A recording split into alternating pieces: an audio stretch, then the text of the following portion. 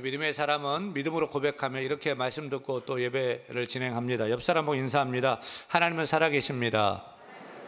하나님이 함께 하십니다. 하나님이 도와주십니다. 하나님을 기대하십시다. 할렐루야. 오늘 설교 제목 따라 합니다. 하나님보다 앞서지 말라. 하나님보다 앞서지 말라. 기다렸던 2022년 카타르 월드컵이 개막됐습니다. 아주 뜨겁네요. 여러분, 한국과 우루과이 경기 보셨습니까? 몇 대 몇이었죠? 0대0 무승부였는데 다들 이긴 경기다 이렇게 평가를 합니다. 왜 그러냐면 이 우루과이는 월드컵 우승을 2번이나 한 나라고요. 맘만 먹으면 4강까지 올라가는 그런 강팀인데 우리가 무승부했으니까 잘한 것이다 라고 평가하는 것입니다. 그런데 이번 월드컵의 이변은 사우디아라비아와 아르헨티나 경기였습니다. 사우디아라비아가 이번 우승 후보인 아르헨티나를 역전으로 이겨버린 거예요. 그래서 사우디가 얼마나 기뻤으면 경기 다음 날 공휴일을 선포해버리고요. 또 사우디 왕자 빈 살만인가요? 그 친구는 대표팀에게 각각 13억짜리 롤스로이스를 제공한다느니 아니면 1조 5천억 선물 보따리를 푼다더니 말들이 많습니다. 근데 사우디가 아르헨티나를 이기는 그 기적이 어디서부터 시작이 되었느냐? 일본이 독일을 꺾었는데 그 기적도 어디서부터 시작이 되었느냐? 다시 말하면 아르헨티나가 어디서부터 지게 됐느냐? 독일이 어디서부터 꺾였느냐를 생각하면 오프사이드 반칙을 했을 때부터입니다. 아르헨티나가 경기 초반에 1대0으로 이기다가 한 골을 더 넣었어요. 2대0이 됐습니다. 그러면 경기 뒤집기가 어려워요. 끝난 거예요. 그런데 심판도 알아차리지 못하고 선수도 전혀 생각하지 못한 오프사이드를 AI가 잡아내가지고 골을 취소시켜버린 거예요. 그때부터 이상하게 경기 흐름이 뒤바뀌더니 사우디가 역전승을 한 것입니다.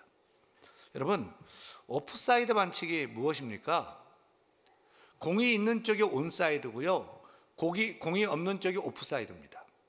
오프사이드 반칙은 공이 없는 오프사이드 지역에서 공격수가 수비수 라인보다 앞서 나가면 심판은 어김없이 깃발을 들고요. 휘슬을 붑니다. 오프사이드 반칙을 했다는 것입니다. 그러면 아무리 멋진 원더골을 넣었어도 무효입니다. 무슨 짓을 해도 다 없던 일이 되는 것입니다. 이번 이 월드컵에서는 축구공 안에 전자 센서가 들어가 있어요. 자동 칩이 들어가 있어요.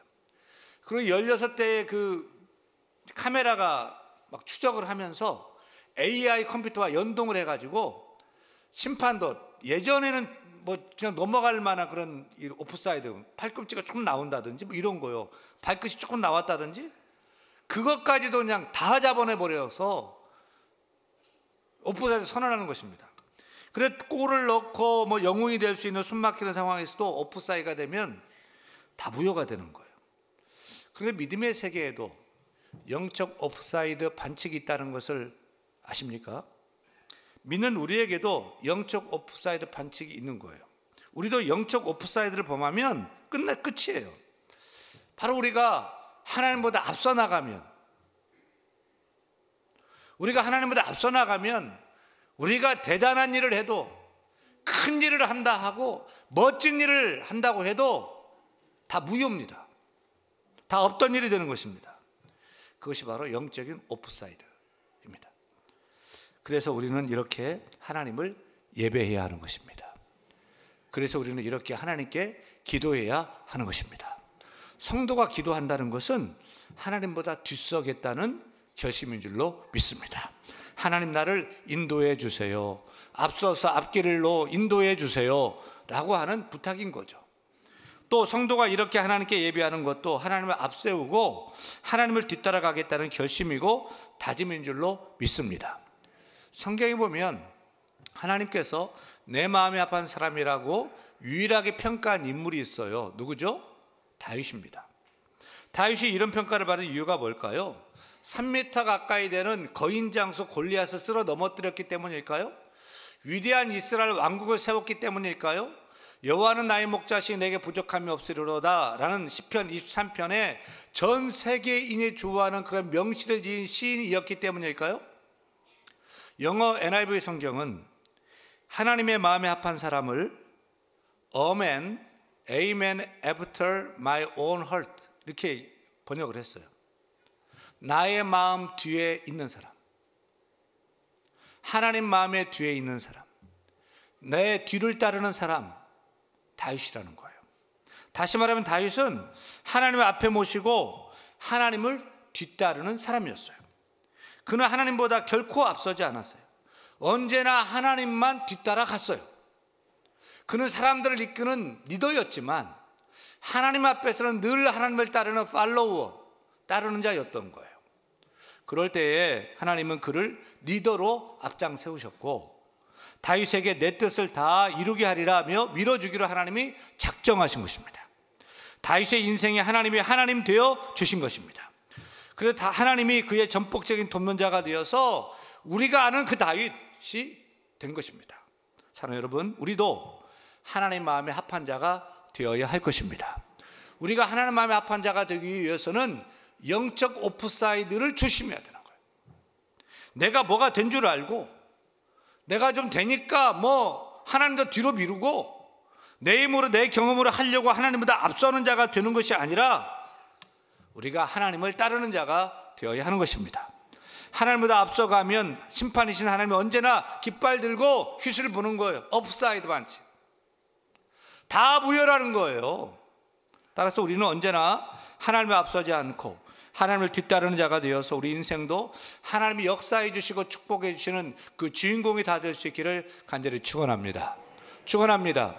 오늘 말씀은 이런 같은 맥락입니다. 하나님은 다윗만 하나님을 따르는 자가 되기를 원한 것이 아니죠. 오늘 본문의 기드온도 그렇고요. 우리에게도 마찬가지예요. 하나님보다 앞서지 않고 하나님을 따르는 자가 되기를 원하신다는 것입니다.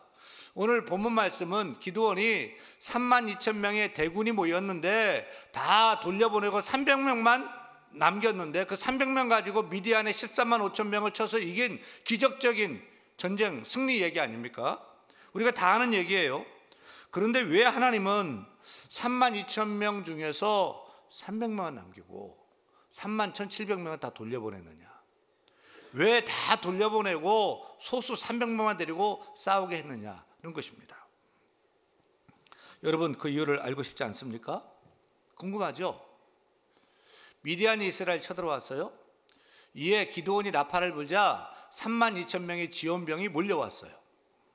졸지에 농부 출신 기드온이 32,000명의 대군을 건드리게 된 거예요.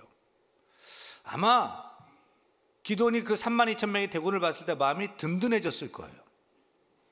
여러분은 어떤 때 여러분의 마음이 든든해집니까? 뭔가 믿는 구석이 생겼을 때 든든해지잖아요.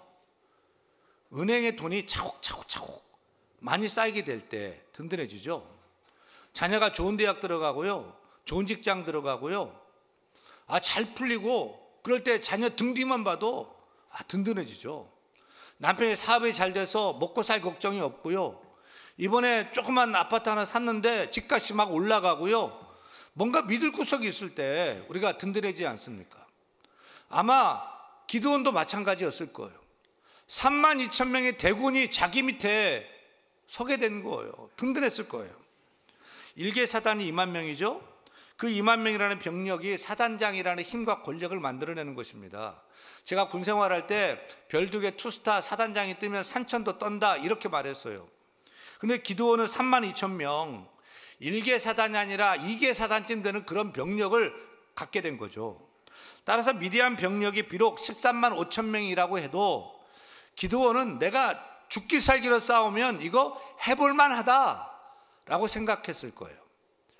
그런데 사사기 7장 2절을 보니까 하나님은 너무 많다. 너무 많다. 두려워 떠는 자는 집에 돌려보내라고 하십니다. 왜 하나님은 싸우러 나왔는데 두려워 떠는 자는 집으로 돌아가라고 명령하셨을까요? 사실 하나님이 세운 율법에 이런 조항이 있습니다. 신명기에 보면 군대에 가지 않아도 되는 군 면제자들의 조건이 몇 가지가 있어요. 첫째는 집을 새로 지었는데 낙성식을 하지 않은 자는 군 면제입니다. 고생해서 새 집 장만했는데 전쟁 갔다가 죽어버려.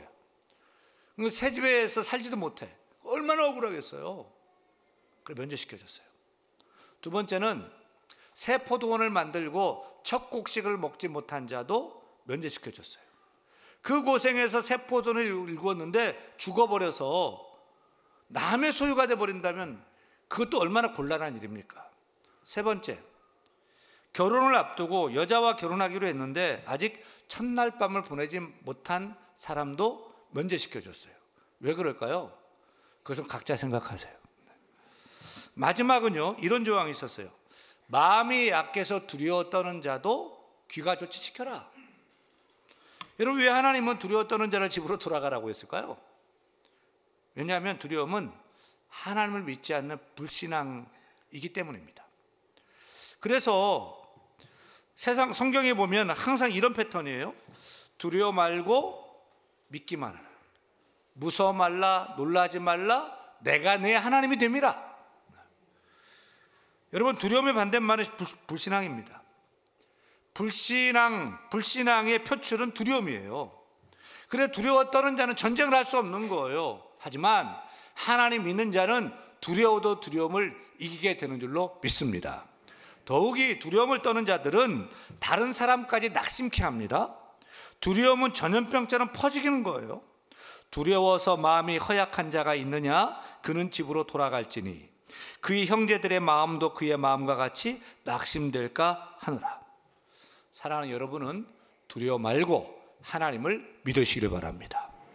내니 두려워 말라는 주님의 음성 듣고 주님을 신뢰하시기를 바랍니다. 불안하고 두려워도 하나님을 온전히 신뢰함으로 그 불안도 두려움도 떨쳐내고 다 이겨낼 수 있기를 축원합니다. 그래도 기드온은 자진해서 싸우겠다 다 모였는데 두려운 사람 돌아가세요 라고 해도 몇 명이나 돌아갈까 생각을 했어요. 그리고 여러분, 두려워 떠는 사람들은 돌아가세요 라고 했더니 몇 명이 돌아갔죠? 7장 3절 말씀 같이 읽겠습니다. 너는 백성의 귀에 외쳐 이르기를 누구든지 두려워 떠는 자는 길르앗산을 떠나 돌아가라 하라 하시니 이에 돌아간 백성이 22,000명이요 남은 자가 10,000명이었더라. 몇 명이 돌아갔다고요? 32,000 중에 22,000명이 쑥 빠져서 돌아가 버린 거예요. 그것을 봤을 때 기드온이 낙심이 됐을 거예요. 속이 무척 상했을 거예요. 이 시간 하나님은 우리에게 말씀하십니다. 사람은 믿을 구석이 된다 안 된다? 안 된다. 절대 사람 믿지 말라 하는 교훈을 받으시길 바랍니다. 저는 여기서 우리 성도들에게 묻고 싶어요. 만약 여러분이 32,000명의 그 군대 속에 있었다면 여러분 어떻게 하시겠어요? 돌아가세요 라고 할 때 그래 이거 안 돼, 이거 싸우다가 개죽음 당해 라고 해서 돌아가시겠습니까? 아니면 야 이거 좀 어려워도 하나님 도와주시면 이거 할 수 있어, 이길 수 있어 라고 하며 남는 자가 될 것 같습니까? 옆 사람 보세요. 옆 사람 얼굴 좀. 나 몰라라 하고 돌아가게 생겼는지 아니면 끝까지 남아 싸우게 생겼는지 한번 보세요. 제가 항상 얘기하죠.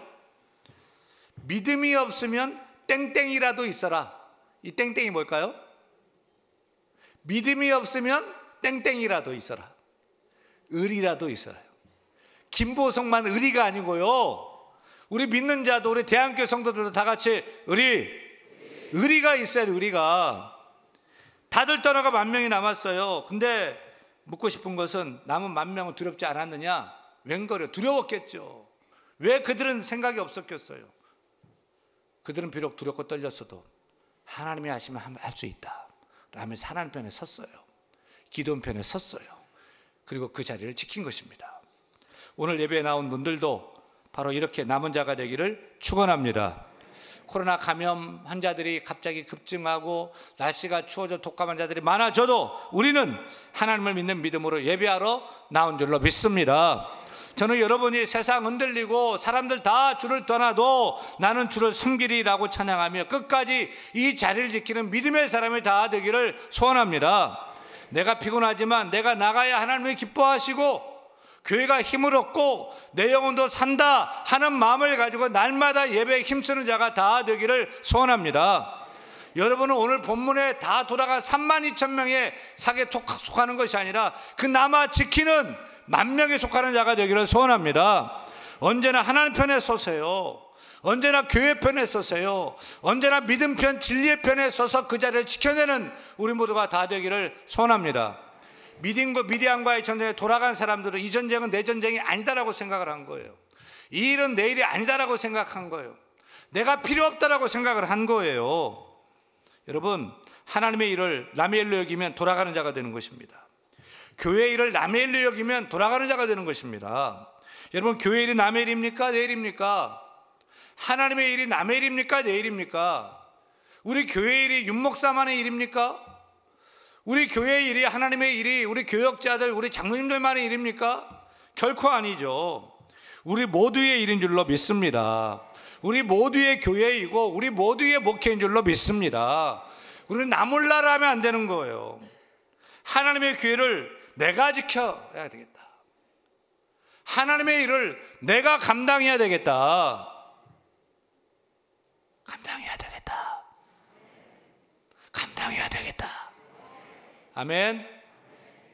세상 다 변해도 하나님의 교회를 내 교회로 알고 하나님의 일을 내 일로 알고 믿음으로 나아갈 때 하나님께서 축복해 줄 줄로 믿습니다. 32,000명 중에서 22,000명 돌아가고 몇 명 남았죠?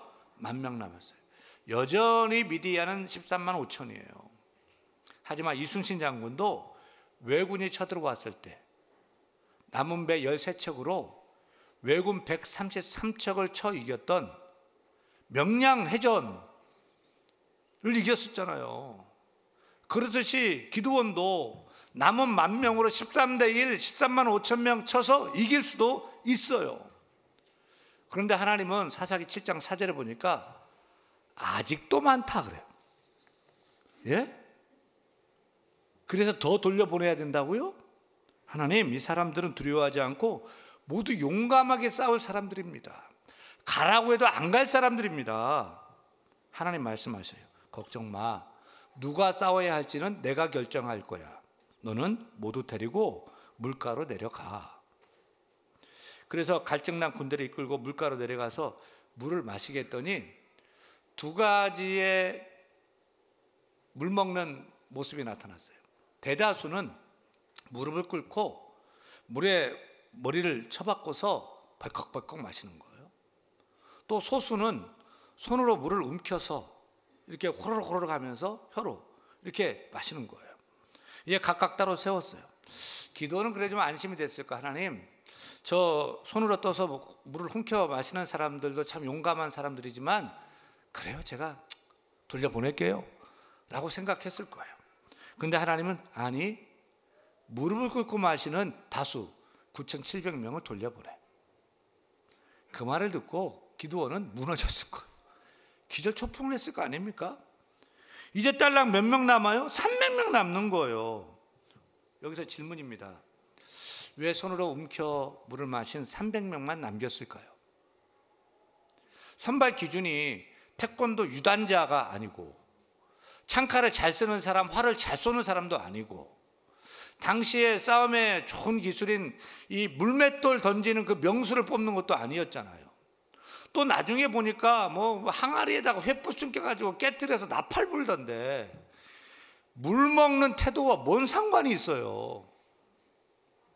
여러분, 왜 물을 손으로 움켜 혀로 핥아 먹는 자는 뽑았을까요? 어떤 신학자는 손으로 움켜 혀로 핥아 먹은 자들은 창칼을 한 손에 쥐고 물을 마셔야 되기 때문에 이렇게 물을 마셔서 그 전투 의지가 있고 경계력, 주의력이 있기 때문에 준비된 자다. 그래 뽑혔다. 또 유대인 랍비들은 무릎을 꿇고 마신 자들을 탈락시킨 이유를 이렇게 해석을 하더군요.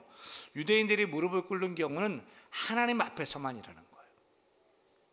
그 외에는 유대인들이 절대 무릎을 꿇지 않는다는 것입니다. 그런데도 물을 마시기 위해서 무릎을 꿇는 사람들은 풍요와 돈과 성공을 위해서 바알에게 이미 무릎을 꿇은 습관화된 자들이라 탈락시켰다는 것이죠. 여러분 생각은 어떻습니까? 동의하십니까? 저는 둘 다 동의하지 않아요. 하나님은 그냥 많은 쪽 그냥 돌려보낸 거예요. 손으로 물을 움켜 마신 사람이 9,700명이었다면 그들을 돌려보냈을 거예요. 우리는 많은 것, 다수, 많은 사람을 좋게 여기는데 하나님은 아니라는 거예요. 우리는 돈이 많고 돕는 자가 많고 사람이 많고 힘이 있고 권력이 있고 땅이 넓고 큰 건물 짓고 큰 집 짓고 그걸 좋게 여기는데 하나님은 아니라는 거예요. 여러분, 하나님께서 다 돌려보내고 왜 300명으로 싸우라고 했을까요? 왜 32,000명에 단 1%인 300명만 남겼을까요? 그 이유는 다음과 같습니다. 7장 2절입니다. 같이 읽어요.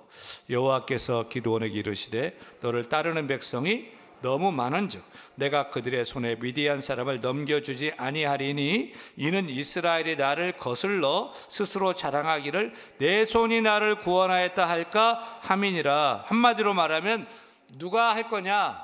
하나님이 할 거냐? 기드온과 그의 군대가 할 거냐는 거예요. 다시 말하면 기드온이 오프사이드 반칙을 범할까 싶었던 거예요. 이는 이스라엘이 나를 거슬러, 이는 이스라엘이 하나님을 거슬러 앞서 나가서 싸워서 내가 이겼어요, 우리가 싸웠어요, 적은 숫자인데도 우리가 이겼어요 라고 자랑할까 싶었던 것이 염려가 됐던 거예요. 기드온이 했다고 이스라엘이 이겼다고 자랑하고 교만할까 싶었던 거예요. 그래서 하나님은 가망이 없는, 아주 가망이 1%, 300명만 남겨놨어요. 300명 가지고 어떤 작전을 세울 수 있을까요?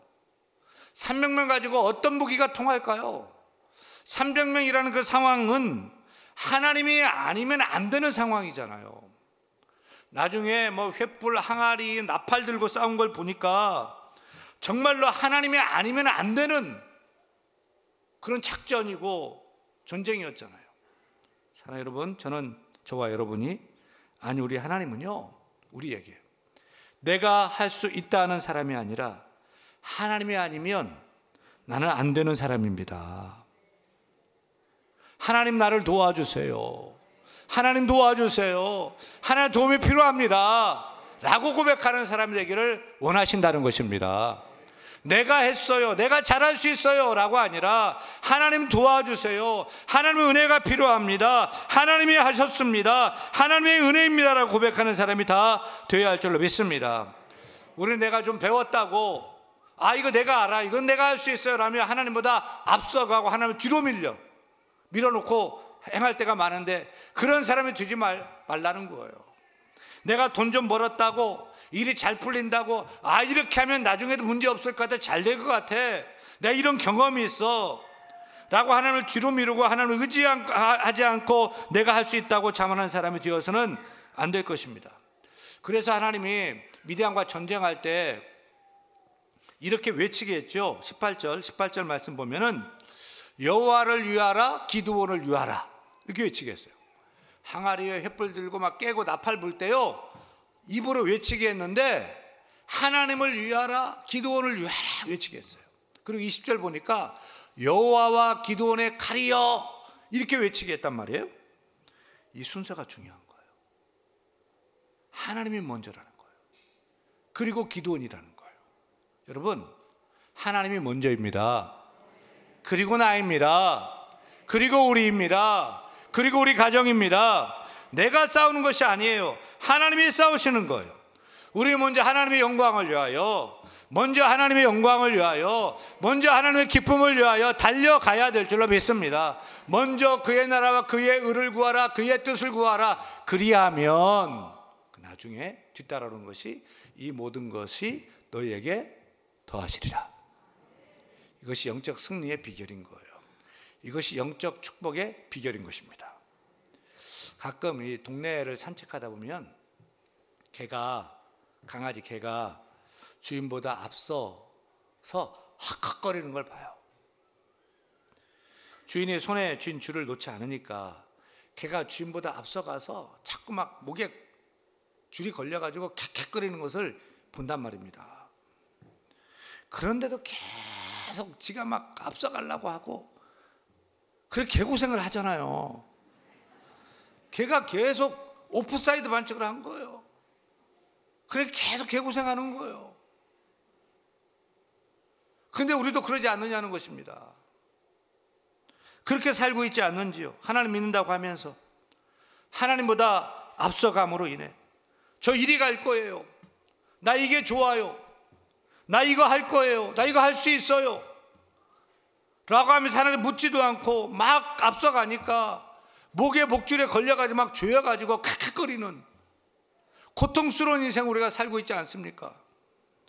하나님 믿는다고 하면서 내가 한다며 하나님보다 앞서서 가다가 정말 개고생하는 고통스러운 인생을 살고 있지는 않습니까? 영국의 브리스톨의 성자 조지 물러 목사님은 평생에 5만 번 이상의 기도 응답을 받았다고 하지요. 10,000명이 넘는 고아들을 돈 한 푼 없이 먹이고 입히고 지어서 다 일을 감당하는 조지 물러 목사님은 기도할 때마다 다 응답받았어요. 그 비결이 무엇이었는지 아십니까?